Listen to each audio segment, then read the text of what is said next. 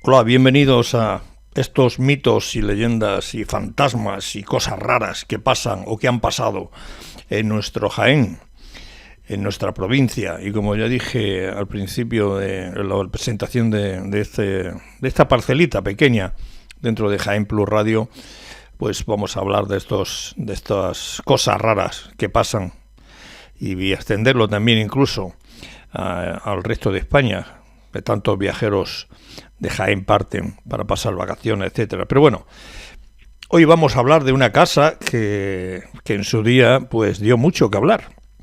Una casa que está ubicada justamente en la plaza de San Bartolomé. Un edificio está enfrente de la parroquia de San Bartolomé, donde se venera esa imagen increíblemente maravillosa del Santísimo Cristo de la Expiración. Bueno, pues en esa casa parece ser que sucedieron muchas cosas. Esa casa la construyó en el año 1862, cuando Jaén aún conservaba el aroma a olivo y a piedra antigua, el ingeniero de caminos Felipe Mingo García, que fue alcalde, gobernador civil y hombre respetado. Decidió levantar su residencia en un lugar privilegiado, justo frente a la iglesia como ya he comentado, junto a la iglesia de San Bartolomé, justamente en el corazón del casco antiguo. El arquitecto que firmó los planos fue él mismo, y en 1866 la casa ya se alzaba orgullosa, con balcones de hierro forjado y ventanas altas que miraban a la plaza como ojos vigilantes. Felipe y su esposa llegaron con ilusión. Acababan de perder a su primogénita, María Fernanda, en el año 1859, antes siquiera de que las obras comenzaran.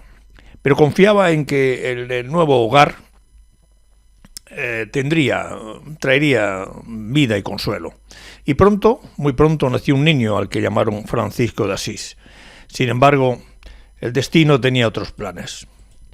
Una tarde de finales de 1873, mientras una nodriza jugaba con el bebé, desde uno de los balcones más altos del edificio se le escurrió de las manos como agua entre los dedos. Cayó al vacío. El golpe seco contra el suelo de la plaza resonó en toda la manzana, fue brutal, y el niño murió en el acto. La nodriza quedó destrozada, la familia totalmente aniquilada. Felipe Mingo y su esposa nunca consiguieron recuperarse del todo. Él murió años después, ella le siguió poco tiempo más tarde. La tragedia estaba servida. En cuestión de muy poco tiempo, cuando todos se prometían felices, pierden a su hija mayor, pierden a su otro hijo, y el drama y la tragedia se ceba con ellos. La casa, que había sido pensada como refugio, se convirtió en un mausoleo de silencios. Tras la marcha de los Mingo, la vivienda se puso en alquiler, y entonces fue cuando empezaron a suceder cosas extrañas, según cuentan las crónicas, muy, muy extrañas. Un inquilino apareció muerto en su cama sin causa aparente. Bueno, no es la primera vez que aparece alguien en su dormitorio muerto, personas que pues no tienen familia o la familia no quiere saber nada de ellas y les sobreviene la muerte en soledad. Pero dio que hablar. Otro se precipitó por la misma escalera en el que se había matado al pequeño. Y un tercero enfermó de repente y falleció en pocos días. Las muertes, siempre accidentales o inexplicables, se acumulaban, y la gente empezó a susurrar que la casa estaba maldita, que una presencia invisible empujaba a los vivos hacia la muerte, y pronto, muy pronto, le pusieron el nombre de la Casa del Miedo. Y ya tuvimos la primera Casa del Miedo en Jaén.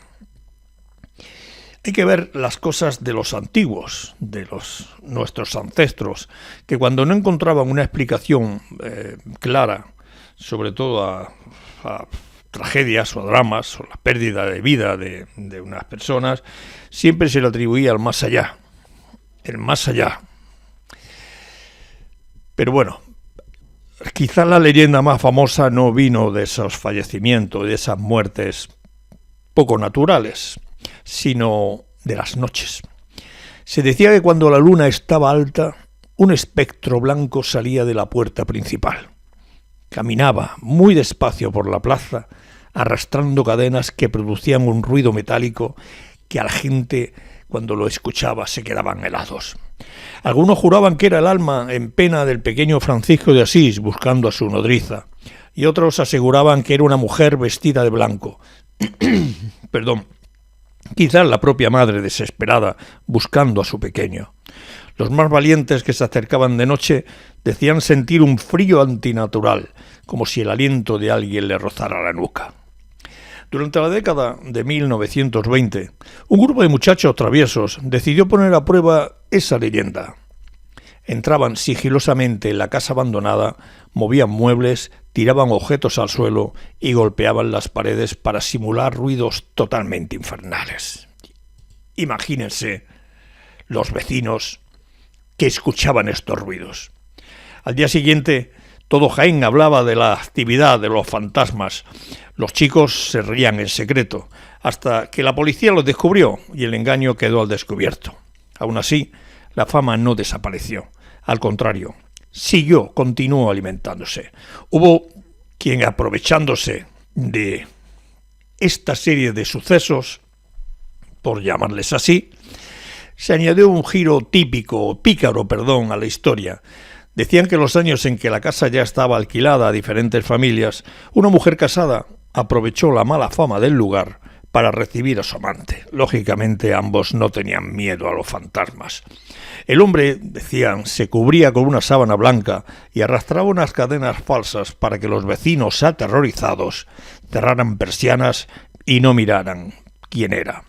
Así, bajo la protección del supuesto fantasma, los amantes se encontraban, sin ser descubiertos, y hacían las cosas con todo el placer del mundo, como cualquier mortal. Cuando se supo la verdad, la ciudad se rió durante meses, pero nadie volvió a dormir tranquilo frente a San Bartolomé. Ante la duda, tengamos prudencia. Con el tiempo la casa cambió de manos. Pasó por el Conde del Águila, fue remodelada, dividida en pisos, y hoy prácticamente ya no queda rastro de balcones traicioneros, ni de cadenas espectrales, ni de sábanas, ni de encuentros entre amantes. Son familias normales las que viven allí, las luces se encienden por las noches, se oyen risas de niños y los televisores, se escuchan también perfectamente. Sin embargo, los más antiguos de la plaza todavía bajan la voz cuando pasan por delante del edificio. Porque, aunque la razón diga que todo fueron desgracias acumuladas, que todo fueron niños traviesos y que fueron amantes ingeniosos, en las noches de viento, cuando la iglesia de San Bartolomé proyecta su sombra larga sobre la fachada, algunos siguen jurando, que siguen oyendo, siguen escuchando, muy débilmente, eso sí, el tintineo lejano de unas cadenas que nadie arrastra. Y la casa sigue allí, callada, posiblemente esperando a que se vuelvan a escuchar ruidos o a que aparezcan un fantasma con una sábana que arrastraba unas cadenas. Claro, que hoy en día lo va a tener muy difícil para que demos crédito a esas cosas. Esta ha sido la leyenda de hoy. La leyenda, el suceso, el mito, como queramos llamarlo. Ya dijimos anteriormente que las leyendas tienen algo de verdad, algo de historia. En este caso, la Casa del Miedo sí tenía la tragedia de la familia Mingo. Y posteriormente, cómo se aprovecharon diferentes los críos y esos amantes. Pero que en realidad allí no pasó nada misterioso, ni influencias del más allá. Y los mitos, los mitos sabemos que no tienen una base histórica, con lo cual hablaremos de ellos, porque también Jaén los tiene, y muchos, créanme. Gracias por estar ahí. Esto ha sido Mitos y Leyendas, y están en su casa, Jaén Plus Radio. Que sean felices.